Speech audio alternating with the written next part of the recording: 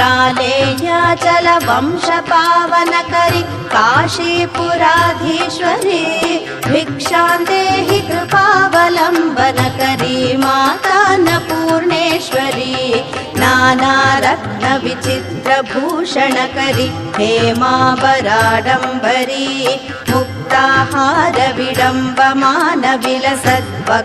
मुक्ताहारविडम्बमानविलसद्वक्षोजकुम्भान्तरी काश्मीरागरुवासिताङ्गरुचिर काशीपुराधीश्वरी भिक्षां देहि कृपावलम्बनकरी मातान्नपूर्णेश्वरी योगानन्दकरी रिपुक्षयकरी धर्मैकनिष्ठाकरी चन्द्रार्कानलभासमानलहरि त्रैलोक्यरक्षाकरी सर्वैश्वर्यकरी तपः फलकरी काशीपुराधीश्वरी भिक्षां देहि कृपावलम्बनकरी मातान्नपूर्णेश्वरी कैलासाचलकन्दरालयकरी गौरी ह्युमाशाङ्करी